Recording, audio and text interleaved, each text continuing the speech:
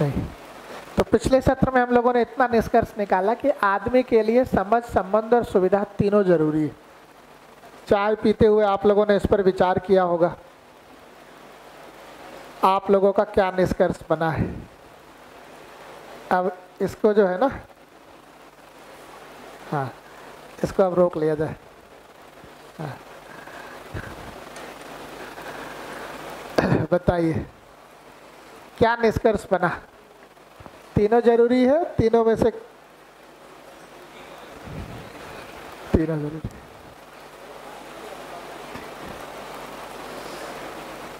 मैं थोड़ी देर वेट कर लेता हूँ, कुछ लोग अगर हेलो, ज़रूरी तो तीनों हैं ऐसा लगता ही है, पर जीवन भर ध्यान सिर्फ एक पे ही गया है, ये समझ में आया। कौन से वाले पर गया है वो? सुविधा पे।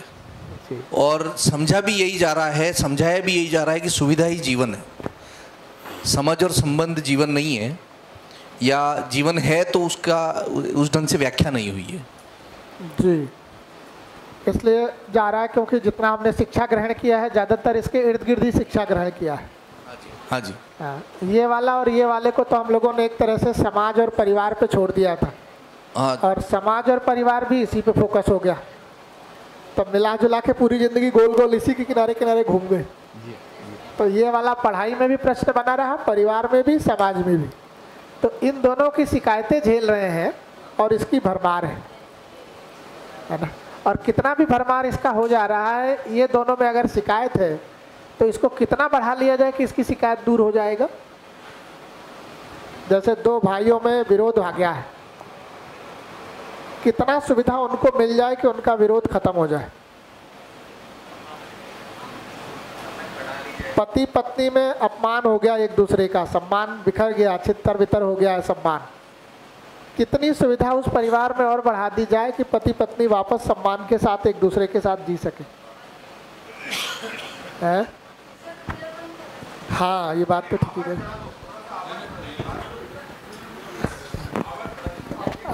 ठीक है जी।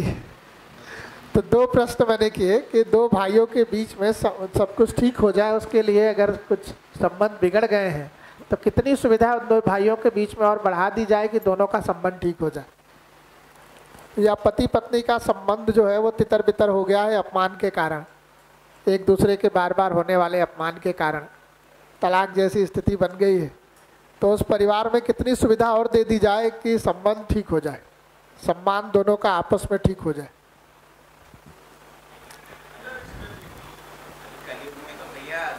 वो तो डिसाइड नहीं कर पाएंगे भैया।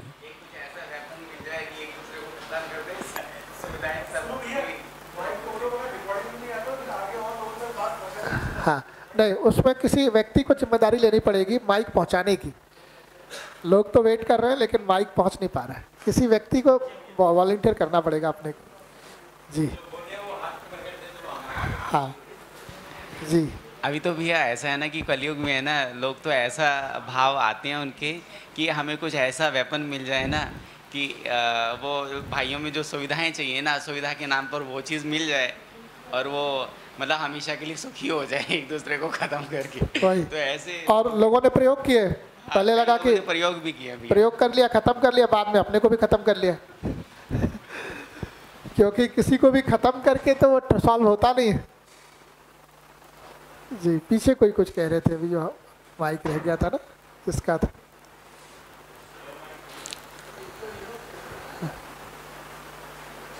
अच्छा जी। तो क्या निष्कर्ष निकाला जाए? तीनों जरूरी है, तीनों में किसी को छोड़ा जा सकता है।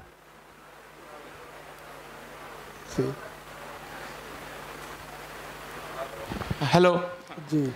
हाँ सर, जब तक जितनी समझ है सर, ये फिजिकल फैसिलिटी वाली है, दरअसल ये हमारी बेसिक नीड और सेफ्टी नीड को एड्रेस करती है चीज़ें। और जो रिलेशन है और जो अंडरस्टैंडिंग है, ये हमारी जो है क्या नाम, लव अफेक्शन और बिलोंगिंगनेस नीड को वो करती है। और दोनों को एड्रेस करने का मैकेनिज्म ही अलग अलग है, इसलिए एक दूसरे से दूसरी सेटिस्फाई हो ही नहीं सकती है। अगर आप कहें कि हमारा जो है क्या नाम रिलेशनशिप अच्छा है तो फिजिकल नीड की भी वो पूर्ति नहीं कर सकता है, और अगर हमारी फिजिकल मतलब फैसिलिटी अच्छी है तो हमारे रिलेशनशिप को पूरा एडजस्ट नहीं कर सकता जी।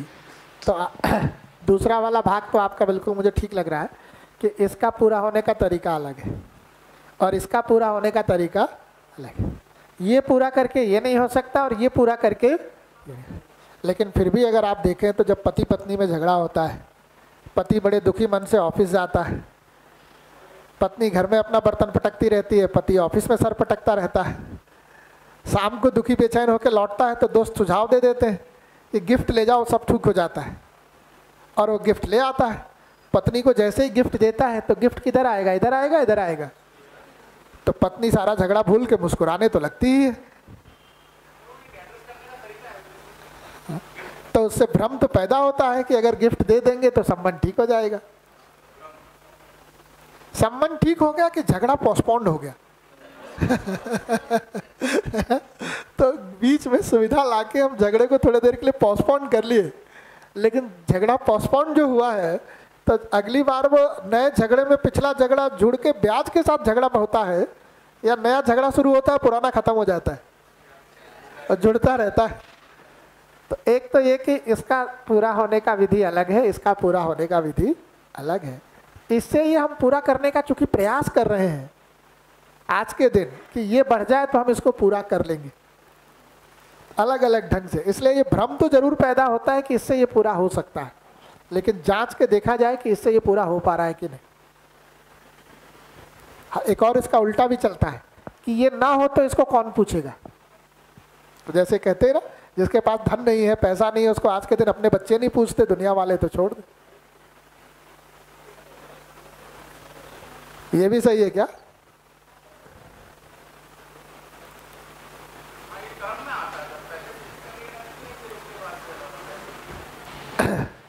उसको भी थोड़ा देखते हैं। आप जो ये बात कह रहे हैं ना, उसको भी थोड़ा जांचते हैं। जो मैस्लो की हायरार्की नीड आप कह रहे हैं, मैं उसी को थोड़ा भैया एक ऑब्जर्वेशन था, इसको थोड़ा एड्रेस कर दो, फिर ऑब्जर्वेशन लेता है। इसी में एक बात करनी थी, जोड़नी थी। जैसे आपने जो बताया कि जैसे पत्नी गिफ्ट पाकर और उसको भूल जाती है, तो वो सुविधा पाकर भूल जाती है या उस भाव से जिससे दिया गया है उसको पाकर भूल जाती है? अगर वही गुस्सा होकर पति गिफ्ट पटक भी दे तो वो गिफ्ट लेकर तो नहीं, लो झगड़ रही थी, लो ले पकड़ते रहे। तो कहीं ना कहीं भाव रूप में कुछ उसको, हालांकि वो वस्तु जो दी जाती है वो इतनी महत्वपूर्ण नहीं होती है, भले वो वस्तु के रूप में जैसे एक सोने का हार भी लाके पटक दे, अगर ये पकड़ तेरा गिफ्ट, तो शायद वो नहीं रुकेगी, वह उसका गुस्सा शांत नहीं होगा।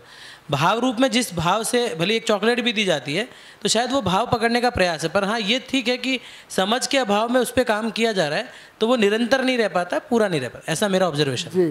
तो अगर ये वाला थोड़ा उसके साथ जुड़ के मिल रहा है, यानी संबंध, सुविधा और भाव दोनों जोड़ के दे रहे हैं, तो भाव की तृप्ति यहाँ मिल रही है, सुविधा की तृप्ति यहाँ मिल रही है।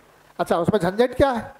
भाव को बिना समझे हम भाव को देने जाते हैं, तो भाव को थोड़े क्षण के लिए तो बनावटी दे पाते हैं, उसमें बहुत निरंतरता नहीं रह पाती। सामने वाले की अपेक्षा भाव की निरंतरता में है या थोड़े समय के लिए? निरंतरता में। तो उसको लगता है जब मैं झगड़ा करती हूँ तभी भाव देता है ये, तो फिर उसको बार बार झगड़ा करना पड़ता है आपसे भाव पाने के लिए। है ना? जबकि वास्तविकता क्या, भाव की ठीक ठीक अगर समझ हो जाए तो आदमी उसको निरंतरता में पूरा कर सकता है। फिर सुविधा का जो रोल है वो बहुत सीमित हो जाता है। आगे और डिटेल बात करेंगे, लेकिन भाई साहब के प्रश्न पे थोड़ा बात कर लेते हैं। इन्होंने जो मैस्लो नीड हायरार्की की बात की, तो मैस्लो में इन्होंने दो बातें की। एक तो बेसिक नीड, हम लोग को काफ़ी ठोक पीट के पढ़ा दिया गया है कि आदमी की बेसिक नीड क्या है? रोटी, कपड़ा और मकान। भाव आदमी की बेसिक नीड है, नहीं है? छोटा बच्चा जो अभी भाषा भी नहीं जानता, आप उसको गुस्से के भाव से, विरोध के भाव से, अपमान के भाव से गोदी उठाने जाइए, तो इसलिए गोदी नहीं आ जाता कि आप उसको दूध पिला रहे हैं, खाना खिला रहे हैं।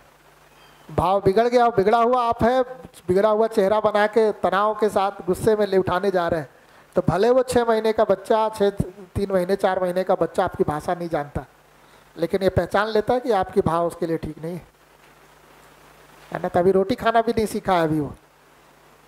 तो भाव भी आदमी की बेसिक नीड है। ना, हमको ठोक पीट के पढ़ा दिया गया है कि रोटी कपड़ा मकान ही बेसिक नीड है, लेकिन इससे ज्यादा बेसिक नीड कौन सा है? भाव, है ना। और ठीक ढंग से देखने जाएंगे तो छोटे से छोटे बच्चे को भी देखेंगे तो जो चीज उसको मिल जाती है वो उसको खोल के देख के समझने का प्रयास करता है। बहुत छोटा बच्चा है, भाषा नहीं जानता है, तो किधर आवाज हुई उधर देखने लगता है, कोई बिल्ली का दौड़ गई उधर देखने लगता है। तो एक एक चीज का समझने का जिज्ञासा उसका एक्टिवेटेड रहता है। तो ये समझ भी बेसिक नीड है नहीं है? तो एक आदमी के लिए सिर्फ रोटी कपड़ा मकान ही बेसिक नीड है या समझ और भाव भी बेसिक नीड है? समझ और भाव भी बेसिक नीड है ना। समझ और भाव पर काम नहीं होता है तो रोटी कपड़ा और मकान को लात मारकर आदमी चल देता है, उससे खराब परिस्थिति में भी जीने को तैयार हो जाता है ना। तो माँ बाप को देखेंगे, घर उन्हीं का बनाया है, पूरा एयर कंडीशन, बच्चा पिताजी से 4 गुना अधिक पैसा कमा रहा है, 4 AC और लगवा दिया है उसने, 4 गाड़ियाँ और खड़ी कर दी है, लेकिन पिताजी को ऐसा लगता है कि रिटायरमेंट के बाद उस घर में अब उनका वो सम्मान नहीं रहा, वो दर्जा नहीं रहा जो पहले था, है ना। घर की जो बहू है अब घर में उनको बोझ की तरह देखने लग गई। तो पिताजी वो बना अपने हाथ से बना बनाया महल छोड़कर वृद्धा आश्रम की एक 10 बाई 8 की कोठरी में रहने चले जाते, जहाँ मैस में बना हुआ खाना जो मिलता है तो वैसे ही मिलता है, कैसे मिलता हो तो पता ही है, लेकिन उसके बावजूद भी वहाँ चले जाते। जबकि सुविधा के दृष्टिकोण से देखें तो उस वृद्धा आश्रम के 10 बाई 8 के का जो कमरा है उससे बड़ा उनका टॉयलेट है जहाँ वो रहते थे घर में, बाथरूम उससे बड़ा होता है उनका, लेकिन वही पिताजी उस घर को लात मार के चल देते। अगर वही मुद्दा होता तो नहीं जाते। तो खाली यही मुद्दा है कि ये भी प्रमुख मुद्दा है? आदमी के लिए इससे ज्यादा प्रमुख मुद्दा है ये। इसके साथ ये है तो इसका सुख भोग पाते हैं। ये कितना बड़ा भी घर बना ले, उनके रहने वाले लोगों के बीच में ये बिगड़ जाए तो उस बड़े से बड़े घर में भी आराम मिलता है, बेचैनी होती है, आदमी भागता है वहां से कहीं तो थोड़ा 2 पल राहत की सांस ले। नहीं, लेकिन चूंकि हमने पढ़ लिया है, हम सभी की बात कि रोटी कपड़ा मकान बेसिक नीड है, इसलिए दौड़ते उसी के लिए है। और रोटी कपड़ा मकान की भी हालत क्या है कि कितने रोटी में पेट भर जाएगा ये तो आसानी से तय हो जाता है, लेकिन कितने कपड़े से पेट भरेगा ये तय हो पाता है क्या? कितने बड़े मकान से भर जाएगा ये तय हो पाता है क्या? वो पड़ोसी ने आपसे थोड़ा 2 कमरा अधिक बना लिया, आपका मकान छोटा हो जाता। कितने कपड़े घर में आपने खरीद के रख रखे हैं वो आपको अभी पता नहीं होगा, लेकिन शादी में जाना है तो कपड़ा कम लगने लगता है। पूरी जिंदगी ऐसा लगता है कि कपड़ा की आवश्यकता पूरी नहीं हुई। ऐसा ना रोटी कपड़ा मकान का बेसिक नीड का चक्कर फंसाया है कि पूरी जिंदगी लगता है पूरी नहीं हुई, है ना। न कपड़ा पूरा हुआ लगता है, न मकान पूरा हुआ लगता है, और खाने में भी इतना ना वैरायटी हो गया है ना। तो रोटी कपड़ा मकान बेसिक नीड तो कहते हैं, लेकिन पूरा जिंदगी आदमी के कमाई आदमी का उसी में निकल जा रहा है, और वो सोचता है ये पूरा हो तो इस पर ध्यान दे, और ये कभी पूरा नहीं हो पाता इसलिए इस पर कभी ध्यान नहीं दे पाता। तो नई नौकरी लगी थी तब भी छटपटा रहा था, नौकरी लग गई तब भी छटपटा रहा है, नौकरी से मुक्त हो गया तो भी छटपटा रहा। इसीलिए क्योंकि क्या मान लिया बेसिक नीड क्या है? रोटी कपड़ा और मकान। जबकि बेसिक नीड क्या है? रोटी कपड़ा मकान या समझ संबंध सुविधा तीनों। ये सबको थोड़ा बारीकी से जांचना पड़ेगा हम लोग को। जी सर, ये बेसिक नीड तो फिर भी रहती है रोटी कपड़ा मकान, परंतु जैसे जैसे हम बड़े की बात करते जा रहे हैं ना कि बड़ा मकान हो या बड़ी और फिजिकल सुविधाएं हो, उस समय फिर हम बेसिक नीड के अलावा बाकी जो दूसरी चीज़ें हैं हमारी प्रेस्टीज वाली हैं, बिलोंग वो मतलब सोशल एक्सेप्टेंस वाली हैं, वो चीज़ें उस फिजिकल चीज़ों से फुलफिल करने का प्रयास करना शुरू कर देते हैं। इसीलिए कह रहे हैं कि समझ सबसे बड़ी बेसिक नीड है। वो पूरा नहीं होता है तो पता ही नहीं चलता है कि सुविधा के लिए पूरा कर रहे हैं कि प्रेस्टीज के लिए सुविधा पूरा कर रहे हैं। सबसे बड़ा झंझट तो यही है, जब तक आदमी की ये वाली बेसिक नीड पूरी नहीं होती है समझ वाली, तब तक जिंदगी भर इस भ्रम से बाहर नहीं आ पाता है कि सुविधा वो बेसिक नीड को पूरा करने के लिए जुटा रहा है कि प्रेस्टीज बचाने के लिए जुटा रहा है। पूरी जिंदगी उसी दोलन में उसका चला जाता, क्योंकि ये बेसिक नीड पूरी नहीं हुई। तो पूरी जिंदगी उसको लगता है रोटी कपड़ा मकान ही नहीं पूरा हो पा रहा है। एक प्रिंसिपल्स का वर्कशॉप ले रहा था मैं भोपाल में, साल भर हो गया। इंटर कॉलेजेस के ज़्यादातर प्रिंसिपल थे। क्या सैलरी होगी आज के दिन इंटर कॉलेज के टीचरों की, प्रिंसिपल्स की? 1.5 लाख से तो ऊपर ही होगी, है ना? 1.5 लाख से तो लगभग ऊपर ही है आज के दिन लगभग सैलरी प्रिंसिपल्स की। और वो लोग इस बात पर पूरे 2 दिन चर्चा कर रहे थे कि घर नहीं चल पा रहा है। समृद्धि पर बड़े परेशान थे, सरकार सैलरी नहीं बढ़ा रही है, बड़ी दरिद्रता है। और कई लोगों ने ये भी कहा कि आप लोगों को ये वर्कशॉप हम लोग को कराने के लिए इसीलिए भेजा गया है कि हम लोग सैलरी बढ़ाने का डिमांड न करें। 1.5 लाख कमाने वालों का है झंझट। तो हमने पूछ दिया कि भारत की आबादी कितने करोड़ है। उस समय हमको जो जानकारी में था कि 130 करोड़ है, अब तो लोग कह रहे हैं 140 हो गया। 140 प्लस हो गया, अब हम लोग नंबर 1 हो गए पॉपुलेशन में। तो हमने तो उस समय 130 ही कहा था। हमने पूछा कि 130 करोड़ की आबादी में 1.5 लाख रुपया महीना या उससे अधिक कमाने वाले कितनी आबादी होगी? क्या अनुमान है कितनी आबादी होगी?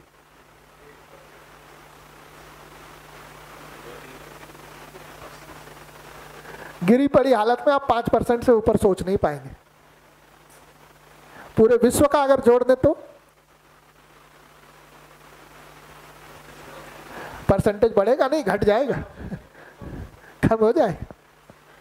उसके बाद भी आदमी को नहीं लग रहा कि उसकी बेसिक नीड पूरी हो रही नहीं। तो इस बात को बहुत ठीक से ठोक पीट के हम सबको देखना पड़ेगा कि जो शिक्षा पद्धति में हम पढ़ के आगे कि आदमी की बेसिक नीड रोटी कपड़ा और मकान है, या आदमी की बेसिक नीड समझ संबंध और सुविधा तीनों है। ये दोनों आपके सामने विकल्प के रूप में है, आप तय करिए। आदमी का बेसिक नीड कभी भी हो नहीं पाता इतना भर। पशु के लिए फिट दिखता है कि भाई भोजन की व्यवस्था कर दीजिए, रहने का घर दे दीजिए, खाने पीने के लिए पानी दे दीजिए, खाता पीता आराम से बैठ के मौज करता।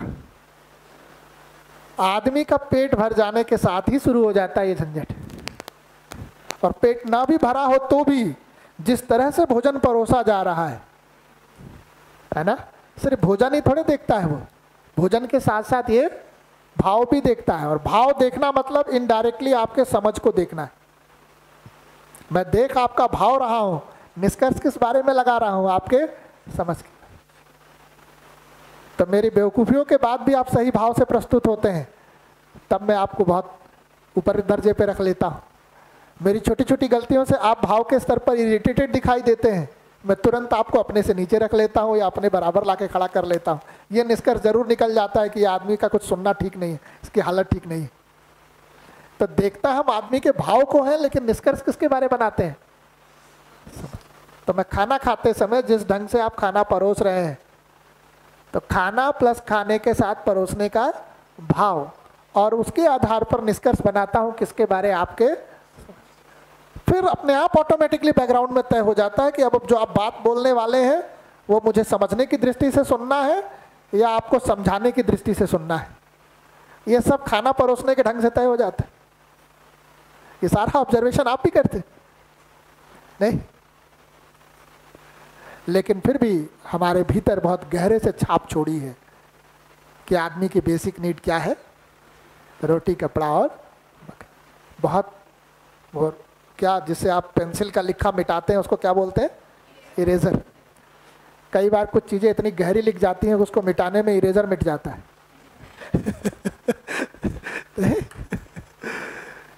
तो इरेजर थोड़ा तगड़ा वाला लगाना पड़ेगा कि आदमी की बेसिक नीड रोटी कपड़ा मकान नहीं, आदमी की बेसिक नीड क्या है? समझ संबंध और बेसिक क्यों कह रहे हैं? क्योंकि इसमें से एक भी छूटा आपकी बेचैनी गारंटेड। बेसिक का मतलब ही होता है जिसके बगैर काम चल ही ना पाए। इसमें से कोई भी एक छूटा, आपकी बेचैनी गारंटेड उसी क्षण। इसलिए ये तीनों के तीनों क्या है? बेसिक है। इसके बिना ये तय नहीं हो पाता है। और जो आदमी ये सुविधा आपको बिना संबंध में भाव के खाना दे, घर दे, वेलकम करे गेस्ट के रूप में, लेकिन भाव उसका आपके लिए ठीक ना हो, आप 2 दिन भी उसके यहाँ टिकना पसंद नहीं करते, भाग खड़े होते हैं।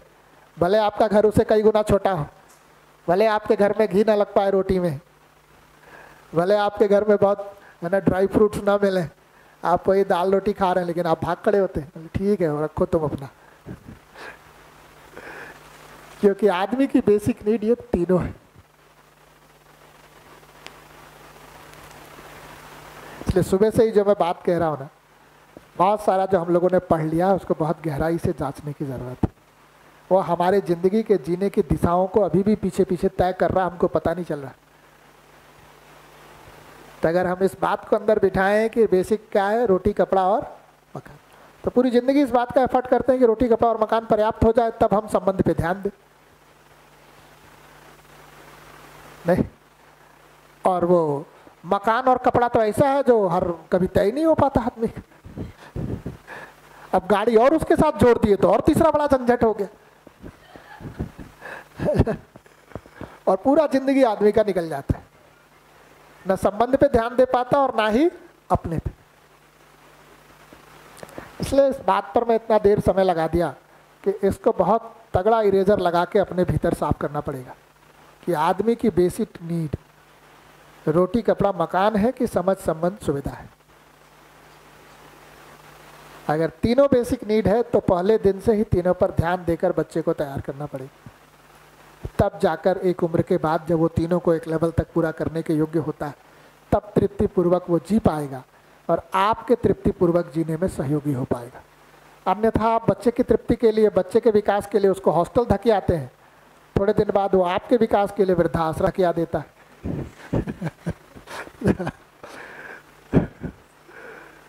ऐसे चल रहा धक्का धुक्की। माँ बाप बोलते हैं बच्चे का विकास होगा तो हॉस्टल धक्का दे दी। सारा विकास किस में देख रहे हैं? थोड़े दिन बाद बच्चा किसका धक्का दे देता है, बोले जाओ तुम भी विकास करो, अब बहुत हो गया है। तो वो आप बच्चों के हॉस्टल छोड़ के आते हैं, वो बूढ़ों के हॉस्टल छोड़ आता। अभी भीलवाड़ा की क्या स्थिति मुझे नहीं पता, कानपुर का बता सकता हूँ। हम लोग जहाँ पर रहते हैं वहाँ एक संस्थान है, मानवीय शिक्षा संस्कार संस्थान, ठीक सामने एक वृद्धाश्रम है ना, तो उसमें बहुत सारे लोग आते हैं।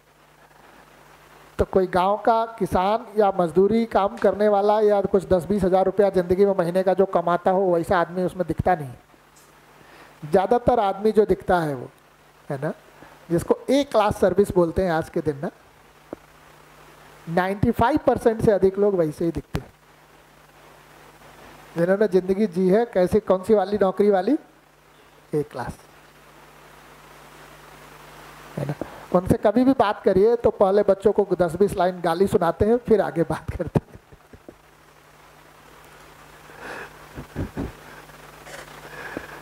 और जितने भी आते हैं उन सभी के बच्चे ज़्यादातर वैसी जॉब में है, 2 लाख 4 लाख 5 लाख वाली जॉब में है ना। क्योंकि चल किससे रहे थे? बेसिक नीड रोटी कपड़ा मकान से। इस पे ध्यान ही नहीं दे पाए। तो क्या निष्कर्ष निकाला जाए? ये तीनों बेसिक नीड है या अभी भी रोटी कपड़ा मकान बेसिक नीड है? मैं जब तक बैठा हूं तभी तक या उसके बाद भी? थोड़ा माइक को ऑन करना।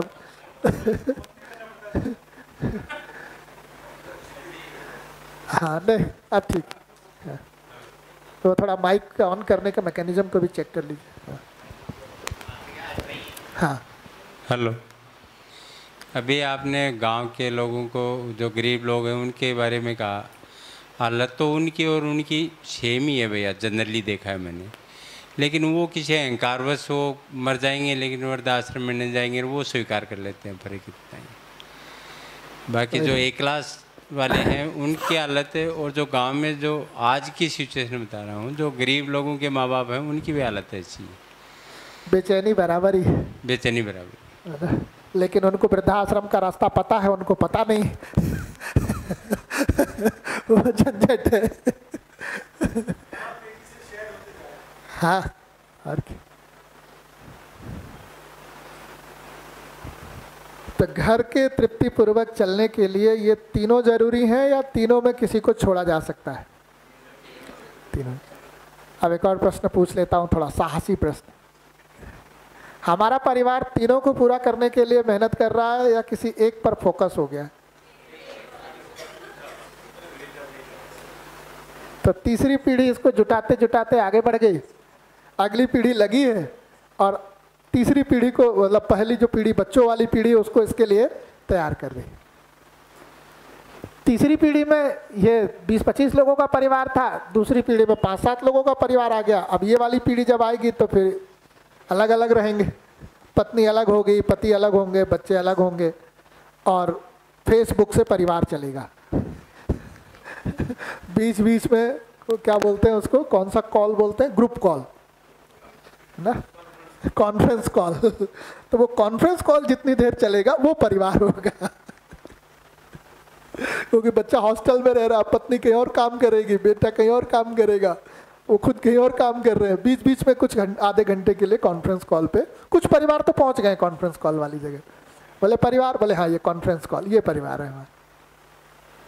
कॉल डिस्कनेक्ट, फिर वापस इलेक्ट्रॉन प्रोटॉन न्यूट्रॉन अपने अपने काम पे। परिवार का है, बोले होता है शाम में कॉन्फ्रेंस कॉल।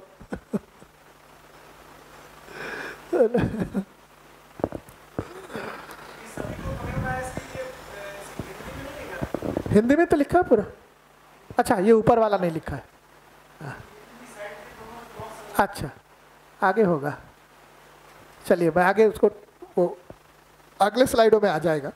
बट मुख्य बात तो अभी मैं फोकस भी इतने पे कर रहा हूँ, इसलिए मैं अभी इस स्लाइडों पे बहुत ध्यान नहीं दिया। तो ये तीनों ज़रूरी है। सिर्फ शहर के लिए, गांव के लिए ही, या सभी के लिए? सभी के लिए। ऐसा हम क्या करें कि हमारे परिवारों में तीनों पर ध्यान चला जाए? तो आप घर पे जाके बोलेंगे पिताजी संबंध पे ध्यान दीजिए, पिताजी पे ठीक से ध्यान देंगे संबंध पे।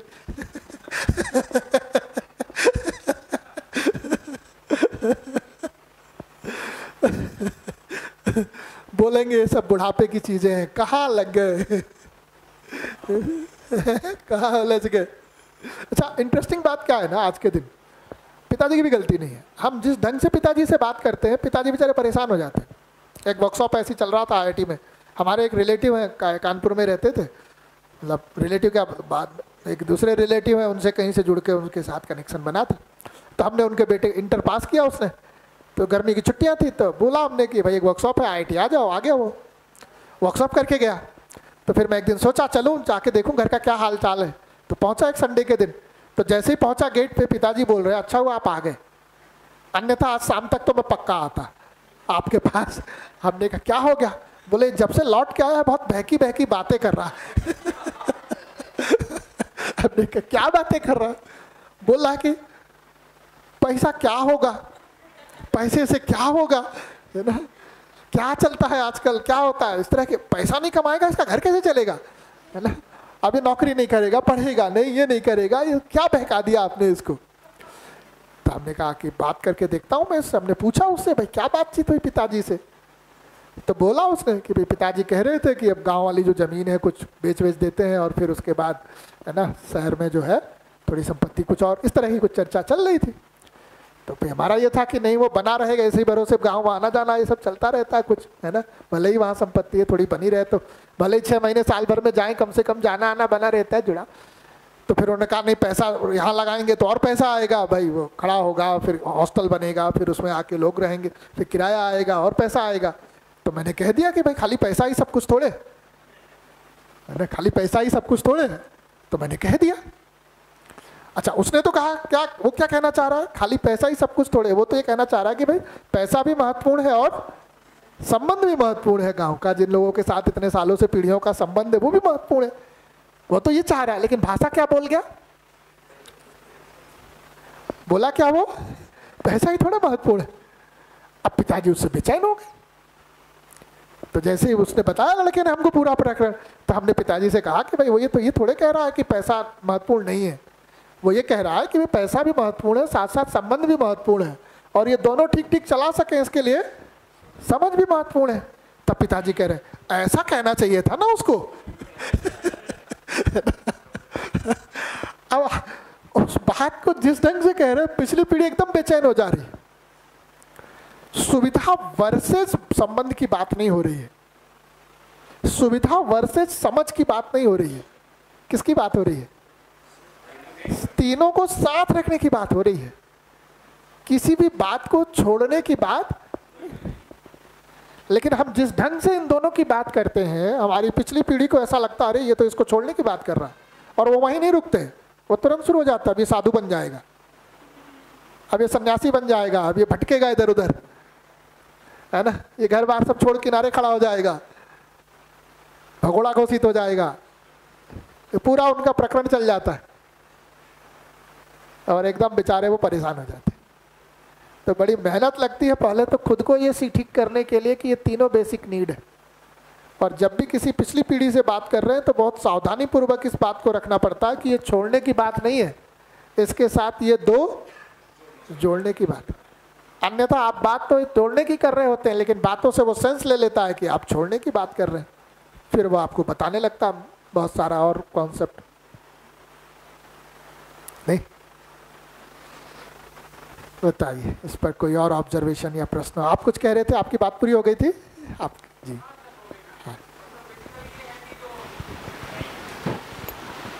ये बेसिक नीड नहीं, बेसिकली से फिजियोलॉजिकल नीड नाम से ज़्यादा एड्रेस करते हैं, और ये दरअसल है कि मन की आवश्यकता पूर्ति करती, मतलब शरीर की आवश्यकता पूर्ति करती है हमारी, बाकी मन की आवश्यकता पूर्ति करती है, ऐसे कह सकते हैं।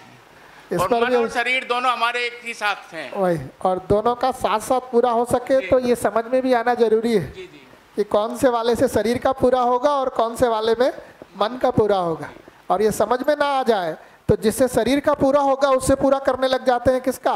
मन का, और वो ऐसा बड़ा झंझट खड़ा होता है पूरी जिंदगी उससे उबर नहीं पाते। तो भैया महत्वपूर्ण बात तो ये हुई कि ये तीनों ही अपनी अपनी जगह महत्वपूर्ण है और तीनों की जरूरत है, तीनों की ज़रूरत है। भैया एक ऑब्जर्वेशन था कि जैसे आपने जो बोला कि भाषा में हमारे ऐसा दिखता है कि सुविधा का विरोध है, तो मेरा ऐसा ऑब्जर्वेशन है ये तभी होता है जब हमारा केंद्र जो है वो या तो सुविधा को स्वीकारने में या सुविधा को नकारने में बना रहता है। केंद्र में हमारे ध्यान जो है वो हमेशा सुविधा को स्वीकार और नकारने में बना है। अगर वो ध्यान हमारा सुविधा से आगे बढ़कर संबंध पे और समझ पे जाएगा तो शायद ये ऐसी भाषा नहीं होगी, ऐसा मेरा ऑब्जर्वेशन रहा है। तो ध्यान में यह अगर आ जाए कि ये तीनों जरूरी है, इसलिए तीनों की पूरकता की बात, तीनों के प्रति इसके दिस वर्सेस दैट की बात नहीं है। तो जैसे उन्होंने कहना शुरू किया कि सुविधा बहुत ज़रूरी है, तो हम भी कहते हैं हाँ बहुत ज़रूरी है, साथ साथ संबंध भी जरूरी है ना। अगर उस दृष्टि से जब हम देखते हैं तो ये भाषा निकलती है, और वो दृष्टि नहीं आती तो भाषा बदल जाती। क्या होता है सुविधा से? आपने तो कमाई लिया, क्या हुआ? आप तो पूरी ज़िंदगी बेचैन दिखे हमको, अभी भी बेचैनी दिखते हैं। एसी ज़रूर लगा लिया लेकिन बार बार हमको एसी रूम में पसीने में दिखते हैं आप, अभी भी मम्मी से जब आपका झगड़ा होता है तो, और झगड़ा लगभग रोज ही होता है इसलिए रोज ही पसीने में दिखते हैं।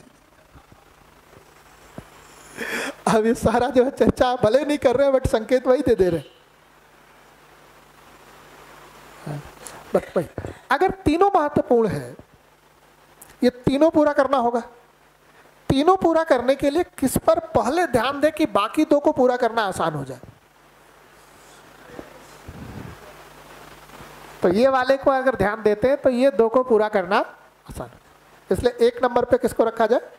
संबंध। 2 नंबर पे संबंध, फिर 3 नंबर पे तो सुविधा वाला आ ही जाएगा। ये क्रम सही लग रहा है क्या? सिर्फ इस पे लिखने के लिए सही है कि जीने के लिए भी सही है? जीने में आज के दिन यही क्रम हम पूरा कर पा रहे हैं या क्रम बदल गया है? आज के दिन क्या क्रम हो गया है? बताइए।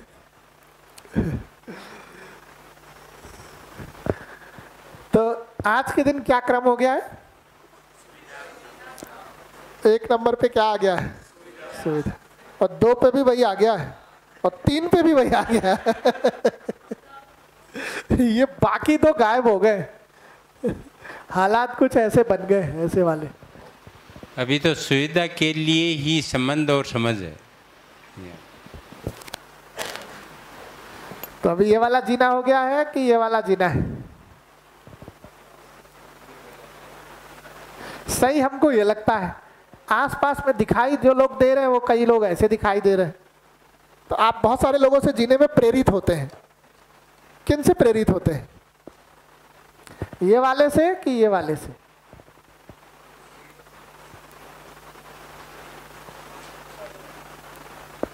कौन से वाले से होते हैं?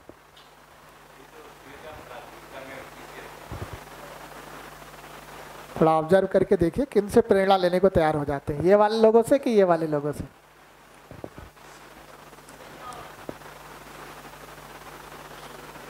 अगर मैं किसी से पूछूं कि आपको 3 फिल्मी हीरो जो ज्यादा अच्छे लगते हैं वो कौन है, उनके नाम बताएं। आज की यंग जनरेशन से पूछता, कोई 3 फिल्मी हीरो का नाम बताइए जो आपको ज्यादा अच्छे लगते हैं। अभी देखेंगे ना, तो अभी जिन जो हमारे आइडियल हैं उनको भी इस कसौटी पे कस रहे हैं कि इस कसौटी पे कस रहे हैं, हम अभी बहुत देख नहीं पाते।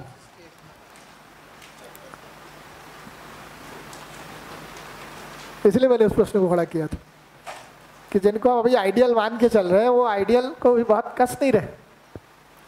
अगर ये तीनों पूरा करते हैं तो क्या निष्कर्ष बनता है? समझ के साथ संबंध जब हम सुनिश्चित कर पाते हैं तो म्यूचुअल हैप्पीनेस हो पाता है। समझ के साथ सुविधा को ठीक ठीक जुटा पाते हैं तो म्यूचुअल प्रॉस्पेरिटी हो पाता है। तो इसका ये परिणाम होता है। म्यूचुअल हैप्पीनेस और म्यूचुअल प्रॉस्पेरिटी का क्या मतलब है? उभय सुख उभय समृद्धि का। जैसे मेरे को संबंध में समझ में आ गया कि सम्मान का भाव ही ठीक है, तो मैं सम्मान के भाव के साथ आपके साथ जी रहा हूँ। सिर्फ आप ही सुखी होते हैं कि मैं भी सुखी होता हूँ? इस प्रक्रिया में दोनों सुखी हुए। दोनों सुखी हुए, इसी को क्या कह रहे हैं? उभय सुख, है ना। दोनों में से कोई एक ही सुखी हुआ तो फिर उभय सुख नहीं है। ऐसे ही उभय समृद्धि का मतलब ऐसा कोई काम जिससे मेरी समृद्धि भी हो सके और आपका, मैं हम सबकी समृद्धि भी हो सके और प्रकृति भी समृद्ध हो सके। तो जैसे जब समझ पे काम होता है तो हम सुविधा के सदुपयोग का सोचते हैं या सुविधा जुटाने का, सिर्फ सुविधाओं को इकट्ठा करने का सोचते हैं? सदुपयोग का।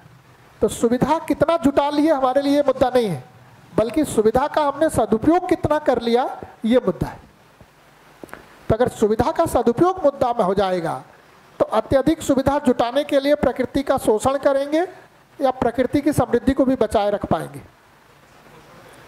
जैसे आप देखेंगे, बहुत सिंपल सी बात, आप टीवी पे एक सीरियल देख रहे हैं, टीवी के सीरियल में जो सोफा दिखा रहे हैं वो बिल्कुल लेटेस्ट डिजाइन का दिखा रहे हैं। तो आप सीरियल देखते हैं, सीरियल में सोफा देखते हैं, बाद में वो वाला सोफा देखते हैं जिस पे आप बैठे हैं, है ना।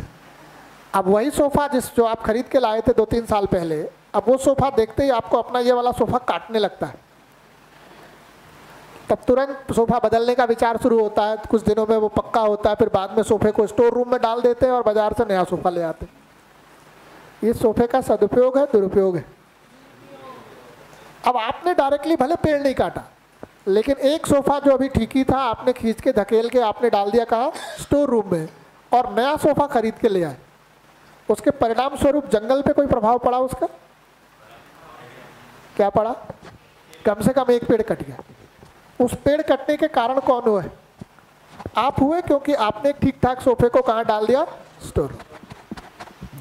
तो जैसे ही हमें ये समझ होती है, हम वस्तु का सदुपयोग सुनिश्चित करते हैं, उससे प्रकृति की समृद्धि भी बनी रहती। अगर ये समझ नहीं होता है तो हम सुविधाओं को बार बार बदलते हैं, ठीक चल रही सुविधाओं को भी कबाड़ में डाल देते हैं, उससे प्रकृति का शोषण होता है, तो प्रकृति की समृद्धि भी बाधित होती है। तो ये बात हुई कि समझ संबंध सुविधा के साथ जब जीते हैं तो उभय सुख उभय समृद्धि को सुनिश्चित कर पाते। लेकिन जब बिना समझ और संबंध के जीते हैं तो बार बार किसी को भी बोलते समय हम सम्मान कर रहे हैं कि अपमान कर रहे हैं बहुत ध्यान नहीं देते, है ना। तो हम कई बार सम्मान भी करते हैं, कई बार कुछ भी बोल जाते हैं जिसमें अपमान भी होता है। तो जब हम अपमान किसी का कर रहे होते हैं, सुखी होता है दुखी होता है? फिर पलट के वो भी कुछ करता है। उससे सुखी होते हैं, दुखी होते हैं? तो दुखी दोनों हो जाते हैं। तो किस प्रक्रिया में लगते हैं? इसके अभाव में खुद दुखी होते हैं और दूसरों को दुखी बनाने के काम में लग जाते हैं, है ना? और अगर समझ नहीं है तो कितने सुविधा की आवश्यकता है हम ठीक से पहचान नहीं पाते। घर में कितना भी सुविधा भरा हो, हमारे अंदर दरिद्रता का भाव बना रहता है। कैसे? आप बहुत महंगे सोफे पे बैठे हैं, आपके घर में कोई दोस्त आया, चाय पिया साथ में बैठ के और जाते जाते बोल गया कि अरे वो लड़का तो तुम्हारा जूनियर है, तुमसे 10 साल बाद नौकरी ज्वाइन किया, उसके घर में जाके देखो क्या बढ़िया सोफा लाया है, और इतना बोल के चला गया। अब आपके घर में नया सोफा खरीदने का डिमांड क्रिएट कर गया वो, है ना? 2-4 दिन बाद आप भी उसके घर पहुंच आए, देखा है सोफा, 2-4 दोस्तों ने और तारीफ कर दी उसके सोफे की। अब आपके घर में नया सोफा खरीदने का डिमांड बढ़ गया, है ना? तो क्या हुआ? आप अपने समझ से चीज को तय नहीं कर रहे हैं, कोई आदमी बोल गया, उसके बोल जाने भर से सोफे की रिक्वायरमेंट आपके घर में बन गई। तो कोई चीज मेरे घर में कम है और चाहिए और चाहिए, ये इसी भाव को कौन सा भाव कह रहे हैं? समृद्धि का कि दरिद्रता का? तो भले उस सोफे पे बैठे हैं लेकिन भाव क्या है? हमारा ये सोफा बेकार है, खराब है, नया चाहिए। तो दरिद्रता का भाव आ गया। अब दरिद्रता के भाव को दूर करना है तो महंगा सोफा चाहिए। महंगा सोफा के लिए सैलरी भर से काम नहीं चल रहा, तो भ्रष्टाचार भी करना पड़ता है, उसके लिए रिश्वत भी लेने को तैयार हो जाते हैं। फिर जिससे रिश्वत ले रहे होते हैं पता चलता है कि वो बेचारा तो बड़ी मुश्किल से 2-2, 4-4 रुपया जोड़ के पैसा इकट्ठा किया था, तो उसकी दरिद्रता को और बढ़ा देते हैं। तो खुद में दरिद्रता का भाव और दूसरों को दरिद्र बनाने का कार्यक्रम कब चलता है? जब खाली किस पर काम कर रहे हैं? सुविधा। तो जब ये तीनों में से सिर्फ सुविधा पे फोकस हो गए तो खुद दुखी, दूसरे को दुखी बनाने में लगे हैं, अपने में दरिद्रता का भाव आता है, दूसरे को दरिद्र बनाने का प्रयास चल रहा होता है। इसलिए कह रहे हैं कि तय ये करना है कि ये वाला मॉडल हमारे लिए ठीक है कि ये वाला मॉडल ठीक है। और आज के दिन कौन से वाले मॉडल में जीने की तैयारी कर रहे हैं? जैसे आज के दिन आप तैयारी कौन से मॉडल में जीने की कर रहे हैं, इसकी या इसकी? ये पहले मॉडल की तैयारी कर रहे हैं, दूसरे की? चाह इसको रहे हैं, तैयारी इसकी कर रहे हैं। जैसे मैं आपसे अगर पूछूं कि घर में आप अगले 10 साल में सुविधा कमाने लायक हो जाएं, उसके लिए कुछ प्रोग्राम आपने सोच रखा है? तो आपने सोच रखा है कि आप, है ना, बीटेक करेंगे या एमटेक करेंगे या कुछ करेंगे, बिजनेस चलाएंगे, उसका कॉम्पिटेंस अर्जित करेंगे और वहाँ तक पहुँच जाएंगे। एक प्रोग्राम है, उसके तहत आप चल रहे हैं। ये वाला पूरा कर सके इसके लिए क्या प्रोग्राम बनाया आपने? अगले 5 साल में, 7 साल में, है ना, 8 साल में घटना घटने वाली है कि एक अपरिचित व्यक्ति के साथ 24 घंटे रहना है। ये घटना घटेगी कि नहीं घटेगी? शादी होगी ना, परिचित व्यक्ति से होगी या परिचित व्यक्ति से होगी? बोले परिचय करके तब करेंगे। तो पता चलता है इसकी कोई तैयारी नहीं हो रही। तो शादी देखने में लगता है कि एक व्यक्ति से हो रही है, लेकिन संबंध एक ही व्यक्ति से होता है कि 50 व्यक्ति से नया संबंध जुड़ता है। और पीछे शादी के बाद लोगों की अपेक्षाएं भी बदल जाती हैं। जब तक शादी नहीं हुई आप चिल्ला के कुछ बोलते हैं तो घर वाले लोग एक ढंग से सुनते हैं। शादी हो जाने के बाद जब चिल्ला के बोलते हैं तो घर वाले उसी बात को दूसरे ढंग से सुनने लगते हैं। अच्छा, अब ये इसके प्रभाव में आ गया है। अब इसका जो लगाव है किसी और के, शब्द इसके हैं, बुलवा कोई और रहा है। अभी क्या देखिए हम इसकी कितनी तैयारी कर रहे हैं, लेकिन कुछ वर्षों बाद शादी ब्याह होना है। शादी ब्याह होने के बाद पूरा घर परिवार चलाना है, संभालना है। उसके लिए संबंध की तैयारी कितनी कर रहे हैं हम? अच्छा, ये निश्चित घटना है कि होनी है, शादी ब्याह होना है, परिवार आगे चलाना ही है, या अभी प्रश्न है इस पर? निश्चित ही है ना। लेकिन तैयारी के नाम पर इसके लिए ये जुटाने के अलावा और कर क्या रहे हैं कि हम ये जुटाकर ये चला लेंगे, इसके अलावा हम संबंध ठीक से चला लें, इसके लिए परिवार में क्या तैयारी कर रहे हैं हम? सिवाय 2-4 लोग बैठ के थोड़ा बहुत उपदेश दे देते हैं। कोई तैयारी चल रही है इसमें? या जो बड़े लोग हैं वो लोग भी अपनी अगली पीढ़ी को इसके लिए तैयार करने के लिए क्या तैयारी कर रहे हैं? ये सब देखने के बावजूद भी कि परिवार में ज्यादा झंझट इसी के अभाव में है फिर भी हम अगली पीढ़ियों के लिए तैयार मात्र इसी के लिए कर रहे हैं, भविष्य में और बड़े झंझट को खड़ा करने का तैयारी कर रहे हैं।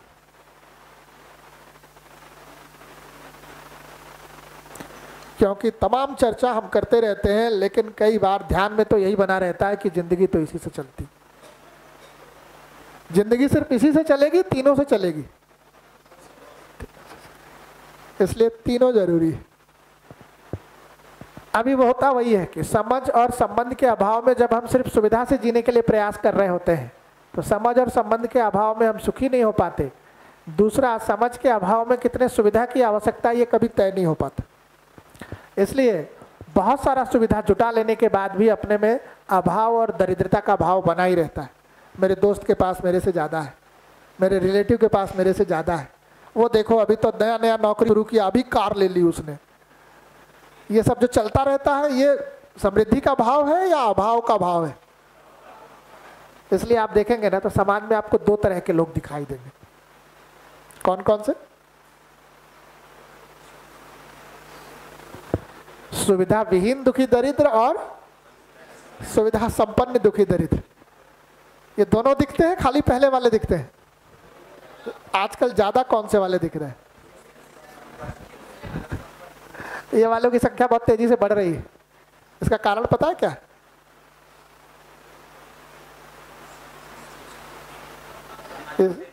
इसका संख्या तेजी से बढ़ने का कारण ये है कि आदमी सिर्फ किस पर काम कर रहा है।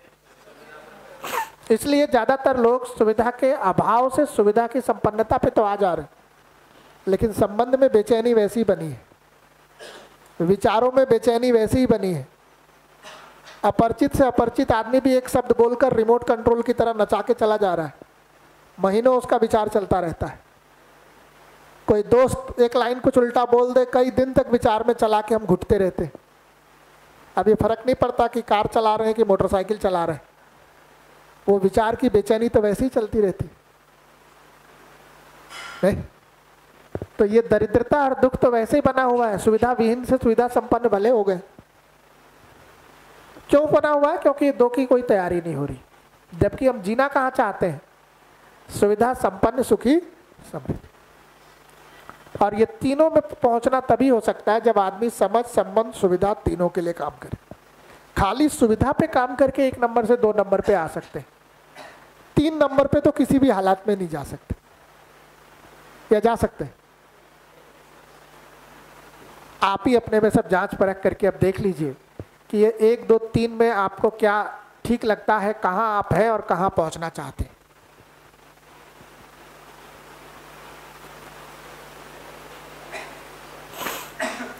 क्या निष्कर्ष है? 1 2 3 में कहाँ आपको क्या ठीक लगता है और कहाँ पहुंचना चाहते हैं, कहाँ हैं?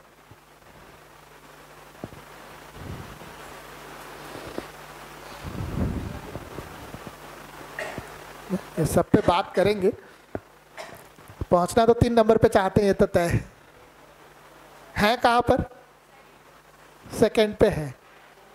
और 3 नंबर पे जाने के लिए करना क्या पड़ेगा? समझ पे भी काम करना पड़ेगा, संबंध पे भी और सुविधा पे। इसलिए कह रहे हैं कि अगर हमारा जीना सिर्फ सुविधा के लिए है तो हम जीव चेतना में जी रहे हैं, क्योंकि पशु का जीना भी सुविधा के लिए है और पशु ही इससे तृप्त हो पाता है, मानव नहीं। तो अगर खाली इतने में ही आदमी जी रहा है, ऐसे चेतना को कौन सा चेतना कह रहे हैं? जीव चेतना। लेकिन अगर हमारा जीना तीनों के लिए, समझ संबंध और सुविधा, इसी को कह रहे हैं मानव चेतना में जीना, क्योंकि इन तीनों में जी के ही आदमी सुखी समृद्ध महसूस कर पाता है, तृप्त हो पाता है। तो अगर ये तीनों में जी रहे हैं तो इसको क्या कह रहे हैं? मानव चेतना। अब जांचने की बात यह है कि हम इस चेतना में जी रहे हैं कि इस चेतना में, और उससे भी ज़्यादा इम्पॉर्टेंट बात जांचने की है कि जीना कहाँ चाहते हैं, इस चेतना में या इस चेतना में। और चेतना का हमारे ट्रांसफॉर्मेशन हो सके, संक्रमण हो सके, विकास हो सके, उसका मतलब ये है कि हम तीनों के महत्व को स्वीकार पाएं और तीनों के लिए ही अपनी ज़िंदगी में प्रतिदिन कोई ना कोई कार्यक्रम बना पाए।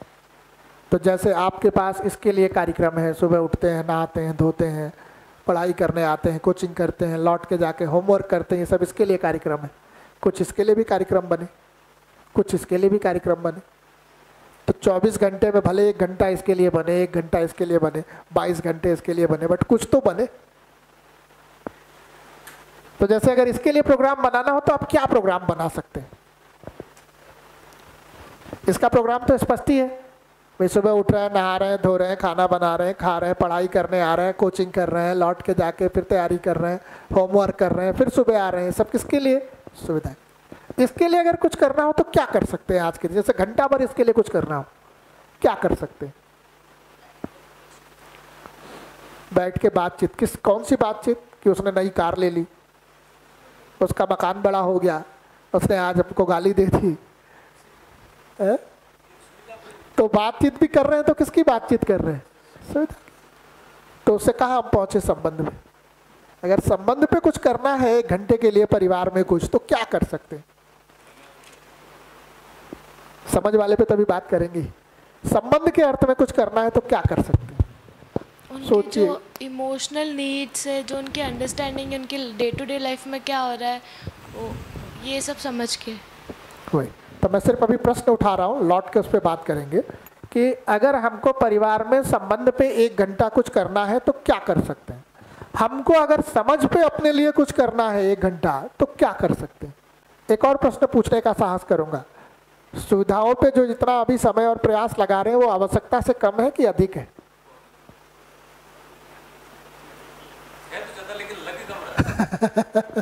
इसलिए प्रश्न को उठा रहा हूं कि सुविधाओं पे जो आप समय और प्रयास लगा रहे हैं आज के दिन, वो आपकी आवश्यकता से कम है कि अधिक है? ये भी सोचिएगा।